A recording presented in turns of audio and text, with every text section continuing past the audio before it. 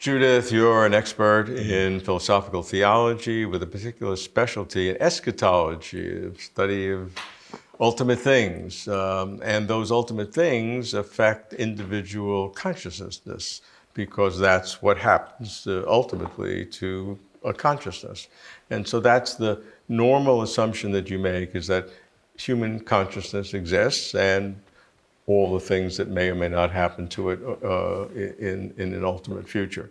What I want to try to do is leverage your expertise, but in the reverse arrow of causation. All right. And say, let's assume the eschatology that you believe in and you study is real.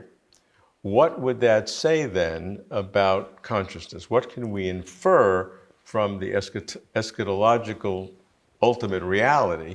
What can we then infer about the nature of consciousness? Is that fair? I guess so, yes. Go for it. Okay, well, it probably sounds a bit wacky because it's such a specifically theological claim.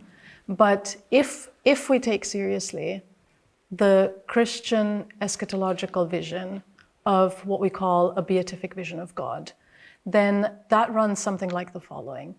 Then that runs something like the following. In the New Testament, there are several passages that seem to suggest that the kind of consciousness that is characteristic of the eschaton, of the final state, whether that of resurrection or an immortal soul after death, Christians are somewhat divided on that, is a vision of God face to face.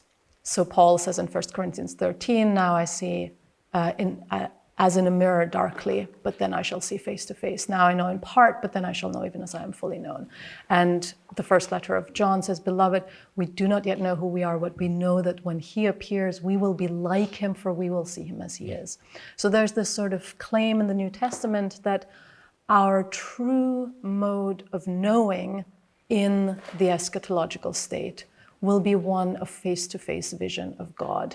And the implication is twofold. One, that because we are made in the image of God, we will only know and be ourselves truly when we see God face to face. In other words, the claim here is that the mode of consciousness that is most natural and most basic to us here in this life, namely a sort of self-consciousness, is in a sense a pre-ultimate kind of consciousness which compares to eschatological consciousness in the way that seeing in a mirror darkly compares to seeing face to face. Okay, but the kind of consciousness that we would have now is not some total transformation. In other words, we'll still have certainly the Abrahamic religions in a resurrection, in all three Abrahamic religions, Judaism, Christianity, and Islam. You have, you maintain your individual personality. You don't lose that. You may be glorified, you may be incorruptible, whatever. Sounds good, both sound good. Okay. But you don't lose that personal touch that you have. You'll still know that I am me. Yeah. You won't be absorbed into the Right. Great ocean of cosmic consciousness as a drop. Right. Yes, and that's important. That's characteristic of those Western And so religions. what does that say about our current consciousness, the nature of it? Well, I think the basic ontological claim underlying the eschatological claim, in Christianity at least, is that the act of creation is an act of love by a triune God, who is always already in himself a triunity of persons related to each other in love. And the creation of the world is out of that love, as an expression of that love, and for the purpose of drawing the creation into that love. And so individuality or personality is not an illusion. It's not any pre-ultimate reality that will disappear. It's something that's already there on a different level, in an analogous sense, in God, and therefore also something that is characteristic of the eschaton, where all people will be drawn into this life of mutual love, which is also a way of knowing. So to know oneself in the eschaton is to see God face to face. but therefore also to be known by God and to be revealed through that face-to-face vision.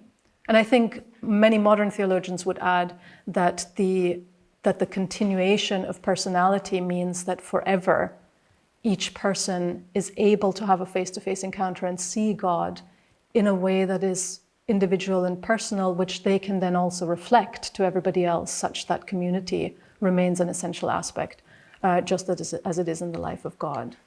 And so to make that a coherent story, theologians talk about between where we are now and in the eschaton, both continuity and discontinuity. Mm-hmm. The discontinuity is obvious, to go from corruptible to incorruptible, mortal to immortal. I mean, that alone is pretty significant discontinuity.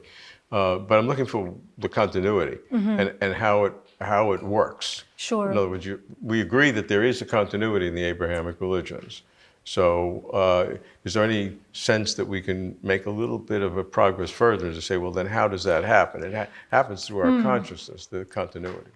I think so. So I think the earthly, sort of the day-to-day experience, which makes this entire claim of a consciousness that is no longer primarily consciousness of self, but rather a consciousness of self through a face-to-face vision of God, more plausible or less crazy seeming, is the experience that I think we all have, that sometimes we only know ourselves aright by being seen by another person. In other words, that the way I know and experience myself, that I'm conscious of myself, is often much more closed in than to be open to other people in love and to allow them to see and witness us to ourselves. And so I think that this sort of flow of consciousness as not something self-enclosed, but rather something that we owe to each other, is already often a very precious feature of life, which Christians believe will flower in the eschaton.